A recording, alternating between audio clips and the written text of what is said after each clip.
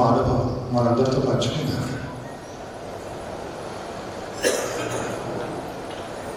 అప్పుడు మన లైఫ్, మన నిత్య జీవితం ఎలా ఉండాలి? ఒక అవతార పురుషుడు వచ్చి ఏ విధంగా అతనికి పని చేయాలనే అవసరం లేని పక్షంలోనూ లేనప్పటికీ కర్మ కఠోర్ అంటారు వివేకానంద.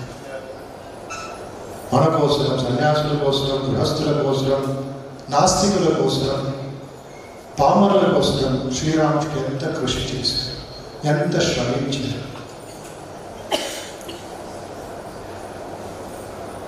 శ్రీరామకృష్ణుడు లేక ఒక అవతార పురుషుడు ఒక లైట్ హౌస్ లాగా కాదంటారు. ఒక చోట నుండి దారి చూపించడం, ఒక చోట నుండి ఆ లైట్ని నలుమూలలు ప్రొవైడ్ చేయడం అని పని కాదు.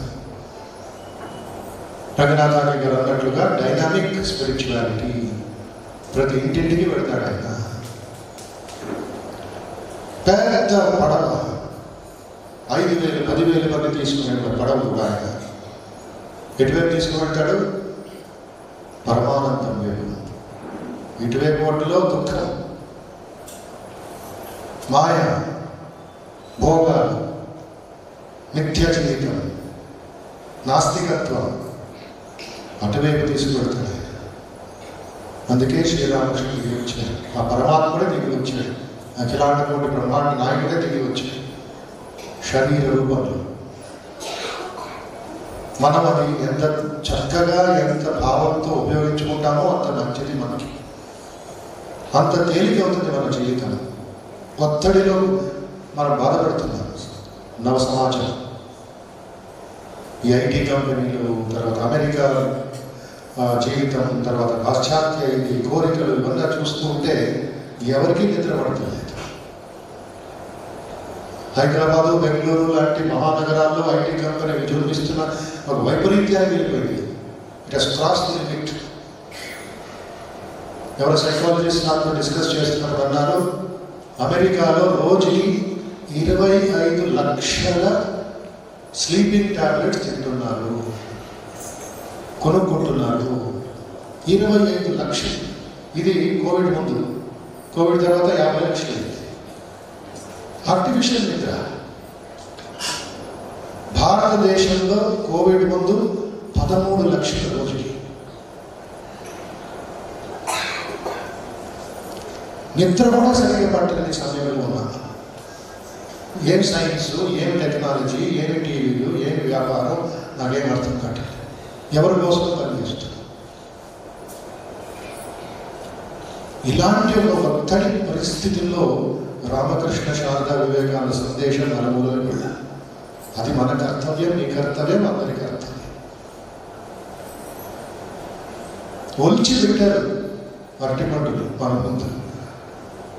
అయినా ఎత్తి తినాలి కదా మొక్కలు చేసి. అది సాధన. నేను 16 అణాలు సాధన చేశాను, మీరు 1 అణా సాధన చేయండి. దాంట్లోనూ డిస్కౌంట్ ఇచ్చాడు మాట. బై 1 2 ఫ్రీ లాగా ఎంత తెలివి చేసి పెట్టాడు. అది కూడా చేయకపోతే చేస్తున్నారు. అద్భుతమైన గృహస్థులు ఉన్నారు, మీలోనూ ఉన్నారు, నిడదవోళ్ళు ఉన్నారు, రాజగడ్డలో ఉన్నారు. ఒక భక్తురాలు నేను చూశానండి, బ్రహ్మచారిగా ఉన్నప్పుడు చూశాను బెంగళూరులో. వారి గురువు గారు వీరేశ్వరాజీ చెప్పిన మాట ఒకటే, ప్రతిరోజు కథామృతం చదువు, అదే నీ సాధన, మంత్రంతో పాటు. మీరు నమ్ముతారో లేదో, ఆ మహాతల్లి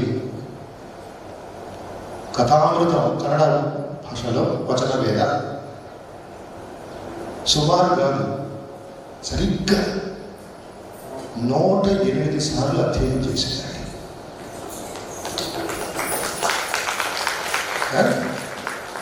నిడదవోలు ప్రజలకి సవాల్ ఇస్తున్నా ప్రారంభించారు ఈరోజు. డేట్ వేసుకొని, డేట్ పుస్తకాలు రాసి వారు ప్రారంభించిందంటే ఫుల్ కథామృతం 1000 పేజీలు ఆంగ్ల భాష, తెలుగులో కొంచెం ఎక్కువ. ఆ కథామృతాన్ని 108 సార్లు చదువుతూ చదువుతూ చదువుతూ కళ్ళు వస్తుంది. మా స్వామీజీలందరూ పరిగెత్తారు ఆవిడింటికి, చేతులు కథామృతం, మా సమాధి వెళ్ళిపోయింది. స్వామీజీ వాళ్ళు పెద్ద పెద్ద స్వామిజీ కన్నీళ్ళు తెరిచింది. ఆవిడ ముఖం స్టేటస్ చూసి రామకృష్ణ చూస్తుంది. నోట్లో కథామృతం ఎన్ని పేజీలు రోజు చదువుతారు? సుమారు 50 సంవత్సరాలు, 50 years చదివింది కాదు, 50 years పట్టింది అంటే సంవత్సరానికి 2 సార్లు ఎంటైర్ కథామృతం. అన్బిలీవబుల్. ఇది మనకి స్ఫూర్తి, ఇది మన కార్యదీపం, ఇది మార్గదర్శనం. ఆవిడికి కుటుంబం ఉంది, ఆవిడికి మనం రానున్నారు, ఇంటి పనులు ఉన్నాయి. ఎలా చేసిందా? దైవానుగ్రహం, సరెండర్, అంతే. శరణాగతి, మరో రెండో మాటలు లేదండి. వేరే మాటలు లేవు, పాలిటిక్స్ లేవు, ఇంకా వేరే మాటలు చర్చలు లేవు. ఇంట్లో పని అయిపోయింది కదా అమృతం తీసుకుంది, పని అయిపోయింది కదా అమృతం తీసుకుంది. ఇక ఎల్లప్పుడూ దక్షిణేశ్వరంలోనే ఉంటాడు. రామకృష్ణతో తిరుగుతుంది, రామకృష్ణతోనే మాట్లాడుతుంది, రామకృష్ణతోనే పాడుతుంది, రామకృష్ణతోనే బలరామ బస్సు ఇంటికి వెళ్తుంది. ఇంకేమి ధన్యోస్మి, కృతకృత్యోస్మి ఆవిడ జీవితం. అహంకర్త నా అహంకర్త, నేను కాదు, నేను కాదు. నా అహంకర్త నా అహంభోక్త, నేను అనుభవించలేదు, నేను పని చేయగలేదు. రామకృష్ణ వంశే అమ్మే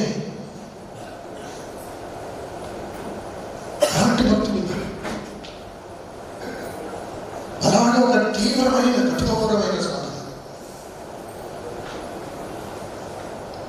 అందుకే శ్రీకృష్ణ అంటాడు భగవద్గీత 3వ అధ్యాయం 22వ శ్లోకంలో, నమే వార్తాస్తి కర్తవ్యం కృష్ణోపదేశించన నానవాప్తవ వాప్తవ్యం వర్తయేవ చ కర్మణి. ఇంకా 2 శ్లోకాలను అది ఎక్స్ప్లెయిన్ చేస్తుంది. నేను తీసుకునేది పెట్టేది లేదు ఈ ప్రపంచంలో. నేను ఎందుకు ఇంత పని చేయాలి? ఎందుకు పని చేయాలి అంటే, I have nothing to gain in the 3 words, yet to work incessantly for the good of the world. బహుజన హితాయ బహుజన సుఖాయ కోసం ప్రజలకి ఒక ఆదర్శంగా నిలబడడం కోసం, ఒక ఉదాహరణ ఇవ్వడానికి. ఈ 3 లోకాలలో నాకు లేదు, అవసరం లేదు పని చేసి. నేను కూర్చుంటే ప్రజలు కూడా ఊరికే కూర్చుంటారు అని చెప్పి ఆయనే రథసారథి అయ్యాడు. భారతదేశం రాక్షసుల నుంచి, వేరు వేరే వైపరీత్యాల నుంచి తొలగించాడు శ్రీకృష్ణ పరమాత్ముడు. ఇది మనలో ఇది కలగాలి, ఆ భావం కలగాలి. అదే భావ ప్రచార పరిషత్. ప్రతిరోజు ఆరాధన చేస్తుంటాం, ప్రతిరోజు అది చేస్తూ, దాంతో పాటు ఒక అన్వేషణ, ఒక జిజ్ఞాస, ఒక దాహం. కానీ మన దేవాలయం పెడతాం దక్షిణేశ్వరం తీర్థయాత్రగా. ఆ సమయంలో ఏం జరిగిందో మనం ఇక్కడ కూర్చొని నాటి మందిలో కూర్చొని కాసేపు ఆలోచిస్తున్నామా? అదే విగ్రహం, అదే అమ్మ, మనకి మృణ్మయి, రామకృష్ణకి చిన్మయి, అదే విగ్రహమా? నాకు డౌట్ వస్తుంది. అదే విగ్రహం అమ్మతో మాట్లాడింది, అదే విగ్రహం రామకృష్ణ తినిపించాలి, ప్రసాదం తినిపించాలి, మాట్లాడాలి. మరొక గదిలో కుటి మధునాథ్ విశ్వాస్ గారి భవనం. ఆ కత్తి చూస్తే నాకు రోమాంచమైంది. మన రీసెంట్గా వెళ్ళా పెరుగుమటానికి. ఏ కత్తితో అమ్మా చాలు, సమయ పాలన, మన పరీక్ష ఎక్కువ చేస్తున్నాను, ఈ క్షణం దర్శనం అయిపోతే నేను ఖండించుకుంటాను, మరణిస్తాను. ఇక్కడే ఖడ్గం తీసాడు, ఎదురుగా మన ముందుంది, ఆ ఖడ్గం. ఒక గ్లాస్ కేసులో రామకృష్ణ చూస్తున్నారు. కాబట్టి అద్భుతాలు జరిగాయి, అద్భుతాలు జరిగాయి.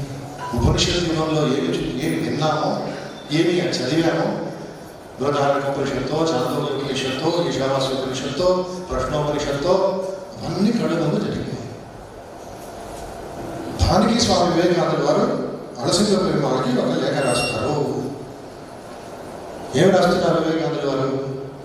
The life of Sri Ramakrishna was an extraordinary searchlight under whose illumination one is able to really understand the whole scope of Hindu religion.